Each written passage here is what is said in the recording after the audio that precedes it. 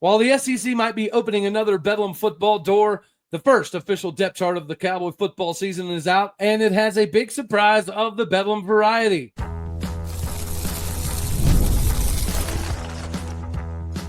You are Locked On Oklahoma State, your daily podcast on the Oklahoma State Cowboys, part of the Locked On Podcast Network, your team every day. Howdy, y'all, and hello all. Welcome back to Locked On Oklahoma State, your top stop for all things Cowboy and Cowgirl related. My name is Cody Stovall. I want to thank you kindly for stopping by to make this your first listen. We're available on all of your podcasting platforms, visually as well on YouTube. Find me personally on X at Oldeo State. Today, we're partially brought to you by FanDuel. Make every moment matter more, especially with this holiday coming up. FanDuel season is right around the corner. With the FanDuel app today, you can start planning your futures bets. That's right, futures is going to be like a holiday for you, so get involved with FanDuel today. Meanwhile, we get to shift into this depth chart conversation. The most anticipated day of the year, other than the kickoff, has officially arrived. Oklahoma State was a little bit late to the party in putting out the depth chart. I think that is likely a good thing. That means that some of these decisions came down to the very, very end. And the reason it's the most anticipated day, at least for me personally on this show, is it's always fun to look at the official depth chart in comparison to the depth chart that we've been putting out recently. So let's go ahead and dive right into it. The depth chart that Oklahoma State has put out obviously has some prizes. Zane Flores is going to be QB1 with Haas Haney being QB2. And again, Haas is going to get so many snaps that I don't necessarily think you can consider him a traditional QB2 by any stretch of the imagination. A lot of these are the same as our depth chart, but there were some surprises. The biggest surprise is OU transfer running back Kalib Hicks is beginning the season as RB1, followed by Sesi Vailahe, Rodney Fields, Trent Hallen, and Freddie Brock. This is definitely a surprise to some degree, right? The safe pick, in my personal opinion, based off of production last year, excitement to bring somebody in. Was to have Rodney Fields as RB1, but Trent Hallen as RB2. But obviously, Trent Hallen is going to be utilized in like specific scenarios, so I completely understand that. And there was some things coming out that Rodney's been a little bit banged up alongside guys like Io Shotomai King.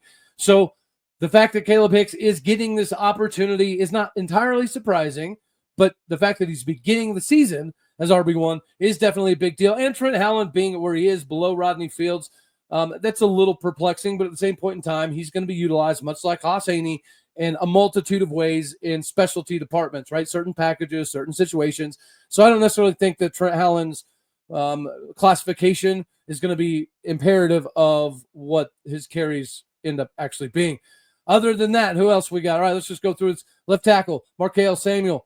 Yep, followed by Matthew Wade. That's a little bit of a surprise. We did have Tyler Brumfield backing up Markel Samuel, so that's a differentiation. Bob Schick, Gabe Staniland. Then we have at center, Kason Carpenter, followed by Austin Klecki, Noah McKinney. Then we have Jacoby Sanders backing up Noah McKinney at right guard instead of Austin Klecki, so that's a little bit of a difference. Nuku Mafi, directly followed by Grant Segrin. Once again, I thought Tyler Brumfield would have the opportunity to back up either tackle spot, with Grant Segrin being that next dude up. So the fact that he is classified here as an immediate number 2 backup, I think that's absolutely phenomenal for the Nebraska former tight end, defensive end transfer. Here's another big one. Wide receiver Z, Terrill Davis, the UCO transfer, is going to start above DeJuan Lofton and Shamar Rigby. Now, this is a little surprising, not only because of the guys being named as the starters. We had, who did we have we had Shamar Rigby starting over Terrill Davis over at this particular spot, but we definitely didn't necessarily see DeJuan Lofton being classified over here in this X position, so that's a little bit of a surprise. Slot, we had Sam Jackson, Gavin Freeman, Royal Capel. That's pretty awesome. I like it. Christian Fitzpatrick will start at the coveted Z spot, followed by Io Shotomai King. That's another little bit of a surprise. I thought that Io was going to be on the other side of the field as an X wide receiver as opposed to competing with Christian. But that does put a double up factor of 2 guys that are both 6'4", 220, 225 pounds that are going to be able to go up and get the ball. Another 6'4", 215-pound dude. Cam Abshire is going to be the third teamer there. Tight end, Josh Ford, Quentin Stewart. Yeah, Oscar Hammond, Will Money. Yep. We just covered RB1. We covered quarterback 1. Defensive end, a little bit of a surprise. I had Jaleel Johnson and Deshaun Brown on opposite sides of the field. This depth chart has them 1 and 2 next to each other. Defensive tackle, Amon Oates, followed by Michael Diata. I actually had Sidvini Hafili Kavusi behind Amon Oates here. This is absolutely phenomenal news, though, because I was under the impression that Michael Diotta, his first couple weeks in Stillwater, had a little bit of a difficult time adjusting. To see that he is in this too deep right here, right behind Amon Oates, that is actually phenomenal news. Very excited about that. Demarion Thomas, thanks you to everybody in the comment section that reminded me that we had originally left Demarion off of this list. I appreciate you. We had to throw Demarion up here, followed by Aiden Kelly and Sidvini Hefili Kafusi. Another surprise, outside linebacker. We had Malik Charles as like an MVP candidate, but we had him behind Malik Charles. That has obviously flipped. Wendell Gregory is going to be the Jack starting linebacker instead of Malik Charles, followed by Taj McCoy. Brian McCoy, middle linebacker, followed by Ike Estenwood. Third stringer is going to be Gunnar Wilson. The next linebacker spot, the outside linebacker spot, Brandon Rawls from Saginaw Valley, followed by Trip White, Jacoby Oliphant. With Jacoby's availability to play safety with the loss of Zaquan Patterson, I do like the fact that he can play linebacker too, but his versatility should be visible on the field this season. Safety, another pretty decent surprise. We had David Kabongo starting. They have Parker Robertson starting at a safety spot with Mordecai McDaniel, the Florida transfer, behind him. The other safety spot is Dylan Smith over David Kabongo. Star position, Kendall Harris Jr., the veteran that has had a couple years in the system now, gets an opportunity, followed by Landon Cleveland. Cornerbacks, Cam Smith, Jalen Davies. Yes, here's a little bit of a surprise. Cale Smith over J.K. Johnson at the other spot. Then you have punter Wes Paul, followed by the new transfer that came in from UCLA, Chase Berry. Logan Ward is going to be the starting kicker, followed by Gabe Penikowski. The kickoff specialist is going to be Wes Paul, followed by Logan Ward. Long snapper Shea Frybaum, then Aiden Davenport, holder Wes Paul, Chase Berry, kick returner Sam Jackson V, Gavin Freeman, Parker Robertson. That's a pretty interesting one. And then punt returns will be flipped. Gavin Freeman, Sam Jackson, and then also Parker Robertson pops back on the screen here. So this is obviously fun to look back at some of the differentiations. From a starting perspective, I think Oklahoma State is going to surprise a lot of people. I'm happy that we're able to put this out. The next step in the process is naturally going to be the injury report thing, but that is not going to come until conference play. So during the non-con, you do not have to do the availability, injured, style, or reserve list. That is going to be designated for conference season. This is pretty interesting. It's pretty exciting to see all this whole thing come together. It was exciting to see that there was definitely some differences, like Kalib Hicks being RB1. That's pretty remarkable. Terrill Davis, talent was always there. Ability was always there. The understanding of the playbook and where he needed to be spacing-wise was seemingly a little bit of limitation. The fact that he's figured it out this quickly means the sky's the absolute limit for this dude. Jalen Lloyd, right, he's likely going to factor in somewhere into this equation. The committee approach by the running backs, I'm excited about it. The wide receiver production, very, very intrigued by what this group can bring to the fold. Offensive line, this is going to be a good time for them to kind of send a message. UT Martin, while they did lose their top two defensive linemen in the transfer portal, and they had their 2-year starting quarterback that won them back-to-back conference titles, he's also, I think he graduated. The other two dudes transferred. That dude graduated. But even outside of that, when you go look at that UT Martin roster, they do have, it was like 16 or 17, 300-plus pounds dudes. For Oklahoma State, right, we had a hard time getting at those guys that size for 30, 40 years. So when you look at UT Martin's roster, consider they just won 4 conference championships in a row. Even though they may have lost some pretty massive pieces, they have some massive dudes. So it's not going to be easy for our guys to walk in there and just kind of throw some people around. Extremely excited to see what Demarion Thomas and Michael Diotta bring to the fold. The safety position, having Parker Robertson as a starter, I think is a very, very big deal. It also shows that he's continuously put in the grind. How amazing is that to see that the dude that went from a walk-on to a scholarship player to somebody that has to compete to get to the 105 roster number. And then he not only competes and he wins the job, but he's also the backup punt returner, kick returner to both Sam Jackson and Gavin Freeman. The evolution of Parker Robertson is amazing because he's one of those old school, loyal and true dudes that have come up through the body by glass system and earned every single opportunity. That's what Oklahoma State used to cut our teeth on, was guys like that. So to see what he's been able to do and climb the depth chart and outperform guys like Landon Cleveland, David Kabongo, Zaquan Patterson, DeAndre Boykin.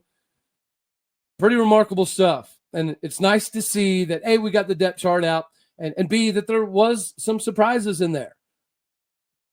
If you don't get pumped up about this Cowboy football season, I have questions. I do. I have some questions. Just like I have some questions. The SEC, their new 9-game model is both great for college football, kind of bad for the Big 12, but could be great for Oklahoma State. Ladies and gentlemen, before we get squared away with that, we have to mention Rugiet. Rugiet is the bee's knees for all of your getting ready in the bedroom needs. Fellas, we've all heard of Viagra or Cialis. There's a decent number of us out here that have probably even tried them. But if you're looking for something that goes far beyond the usual pill, it is time to get Rugiet Ready. Rugiet Ready is the next-gen prescription treatment designed to amplify arousal in the brain and boost blood flow.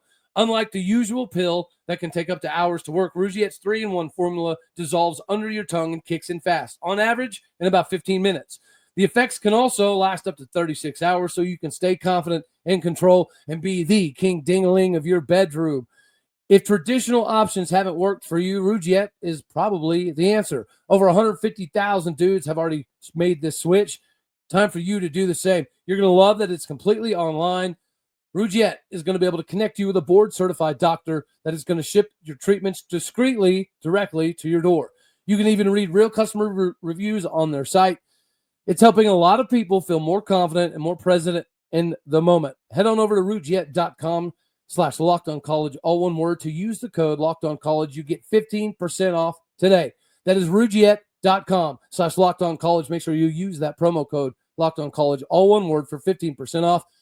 Individual results may vary with prescription treatment. Compounded drugs are permitted to be prescribed under federal law, but are not FDA approved and do not undergo FDA safety, effectiveness, and manufacturing review.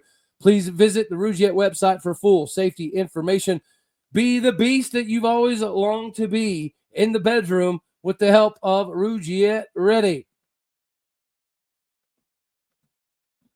All right, now we get to slide into this SEC conversation. And yes, while I do think that the SEC announcing that they're moving to a 9-game conference schedule next season is very good for the arguments being made about the SEC and the Big Ten compared to other conferences. The fact that other conferences, I believe even recently, the Big Ten incorporated this 9-game model. And the SEC was kind of the outlier, right? And then they continuously get a hard time for playing the Citadel or teams like that every single season to give themselves an opportunity at the end of the year or halfway through the year to get an extra, essentially, bye week where you can play a bunch of your backups. Shout out to Greg Sankey on stepping up to the plate and willing to literally take this thing head on and saying that not only are we doing the 9 games conference schedule, but your out-of-conference schedule needs to be a little bit more difficult as well. I think this could potentially open the door for Bedlam to come back. And I know, Mike Gundy is not a big fan of it, and there's some Oklahoma State fans that do feel somewhat similar in regards to, well, Oklahoma, they left like a thief in the night to get out of the SEC, so if there is no more Bedlam, it is 100% on them. Yeah, that is true, right? But at the same point in time, I'm always looking out for what I see as the best opportunities physically possible for Oklahoma State. And again, I know there's some people that feel some type of way about playing this game, including potentially Mike Gundy. But as he's even said, at the end of the day, he doesn't get to do the scheduling. So if the athletic department, athletic director, whomever comes to Mike Gundy and says, hey, man, we need to reevaluate this situation and we need to try to get some OU games in here by 2027, 28, 29, whatever the case may be. Mike Gundy's already said, I'm not going to fight him on it, right? That is not my decision. He's given his opinion, and I don't necessarily agree with it. Again, I understand the sentiment and how they did leave like a bunch of chicken shiznit individuals brokering backdoor deals in the middle of the night. That was not a good look. But at the same point in time, we were always hook, line, sinker attached to this idea that OU was never going to leave the conference unless they tugged Oklahoma State along like the little engine that couldn't. I don't like that storyline. I don't like that narrative. So the fact that they did leave without Oklahoma State, I think that is something that we can be beneficiaries of. Obviously, we have to be able to win conference titles. We have to be able to show up in Arlington. We have to be able to put ourselves in a position to end up in the CFP. All of that has to happen. But at the same point in time, this is the opportunity to do so. And we need more visibility, profitability, marketability, call it what you want to call it. Because when it comes to a scheduling perspective, to get the primetime TV slots, they're not typically going to give them to the Big 12, even if the Big 12 is the most deserving for that upcoming week. There's always going to be some narratives that need to be pushed. There's always going to be some propaganda. There's no way that entities like ESPN, Fox, Peacock, whomever else doesn't have a vested interest in making sure that your teams, your games, your conference, you get the best slots. You get the big time night games. You get the prime times. You get the Fox College football kickoff, big noon kickoff style of the visibility. So whenever we're trying to add more visibility to the conference and more viability, games like this are imperative, like Oklahoma State at Oregon. Every single Big 12 fan in the United States of America is going to be watching that ball game because of the implications it could potentially have for the conference. Likewise, we are all going to be watching Baylor versus Auburn, and I would hope that we're all cheering on Baylor, right? Whenever Baylor takes on North Carolina, I would presume that we're all rooting for the Bears. Same could be said. Utah is about to take on UCLA. Do we have a lot of animosity building up here and there with Utah? Absolutely. But for the benefit of the Big 12, we need to see these W's. We need to see North Carolina go down. SMU has a game against BYU. For bragging rights alone, that game needs to happen, especially since SMU got into the CFP this previous season after losing to BYU. So nobody could say, well, if SMU and BYU played each other, we would know who's better because BYU proved that already this season. They need to stamp that seal of approval once again, that this is not a flash in the pan. It was not a one-year deal. We are the BYU Big 12 Cougs, and we're always going to be better than an SMU in the ACC. We need to continuously send those messages. I believe that somebody has a game against Mississippi State. Is that a massive ordeal? No, but it would be if we were to lose that ball game. Somebody's got a pretty good matchup against Texas State. Is it an end-all, be-all? No, but it would be if we were to lose that ball game. Arizona has to play Hawaii. Should Arizona beat Hawaii fairly convincingly? Yes. But Hawaii did just beat Stanford. Is Stanford very good? No, they're not.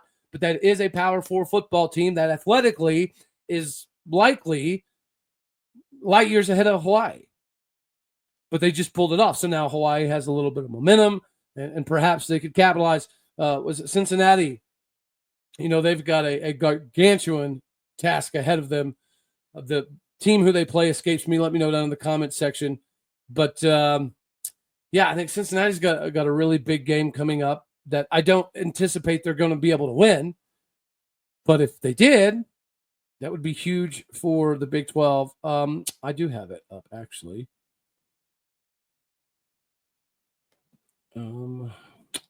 Never mind. I guess I don't. Never mind. All right. Yeah, North Carolina, TCU. It wasn't Baylor. All right. So I'm glad we got that little clarification there. Anywho, what do you guys think down in the comment section for all the fine folks out here on YouTube? Do you think that this is going to be good at the end of the day? Because the only downside I see is that was our biggest argument. Our biggest argument to why things are not viewed or judged fairly or correctly or evenly is because we're playing more conference games. You could make the argument that we were playing a more aggressive out-of-conference schedule, or at least something comparable to what most of the SEC was doing. And now the fact that the SEC is moving to this 9-game model, and if they're going to get more aggressive and get rid of all their games against the Citadel or Chattanooga, if they're going to do all that, then they're basically removing all of the quote-unquote excuses that the Big 12 and some of the other conferences that have had about the SEC schedules and the way that they get favoritism and RPI, strength of schedule, rankings. Right? I don't think anybody could deny the fact that it's pretty obvious that the rankings sometimes are just a utilization tool to prop up another game. How often have we seen a team lose a game they shouldn't have, but they don't drop in the polls because they're about to play Alabama the next week, right? We do see it all the time. And unfortunately, we don't get those benefits a whole lot in the Big 12. So I think we need these big-time marquee games. I think the Big 12 should be embracing the most difficult schedules across the country. Oh, it's Nebraska. Cincy plays Nebraska. Nebraska should win that ball game. But Cincy could do a lot for the Big 12 and a lot for Scott Satterfield to get that W, just like Oklahoma State beating Arkansas last year. For as abysmal of a season as the Cowboys had, whenever there's a debate between the SEC, it is very possible when somebody says, well, the last place team in the Big 12 would beat the 7th place team in the SEC, and the SEC country says, well, that's absolutely laughable. Oklahoma State only won 3 games last year. One of them was 7th place or 8th place in the SEC, Arkansas. So, I mean, we cannot say that it's not part of the dialogue. We cannot say that it's not extremely beneficial. So give me Bedlam. Bring Bedlam back, you cowards. I don't know who the cowards are, whether it's on the Oklahoma State side, the OU side. I do understand the scheduling constraints, but I also understand that financially you could pay a Tulsa to make it every other year. You could pay Stephen F. Austin or Robert Morris or Portland State or whoever else we have coming up.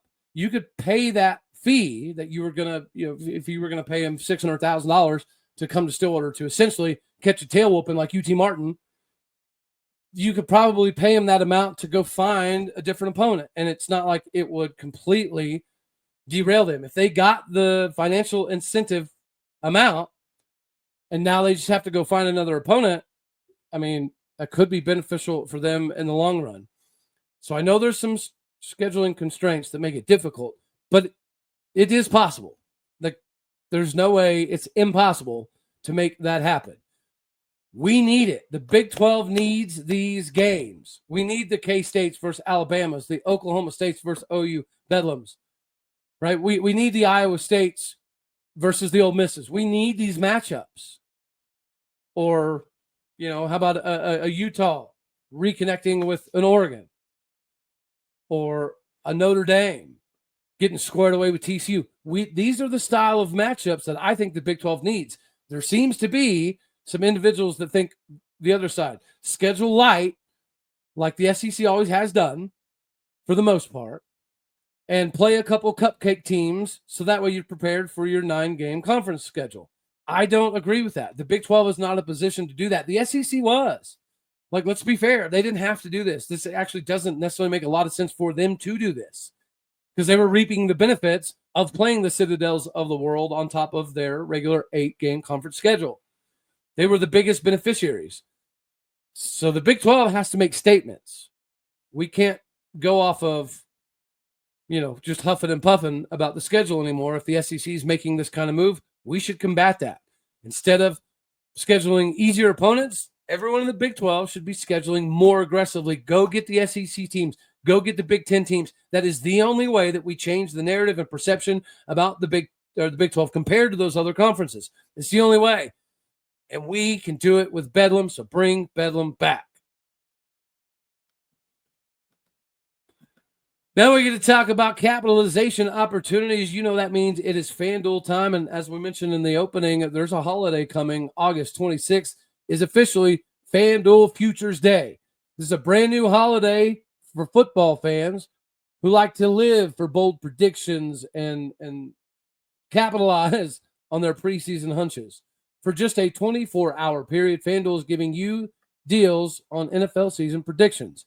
So whether you're calling your MVP, eyeing your long shot division winner, or you're already ready to crown your Super Bowl champ before week 1 even kicks off, this is your moment. Take a flyer on your MVP race, crown your champion already in August, or parlay your division winner dark horse.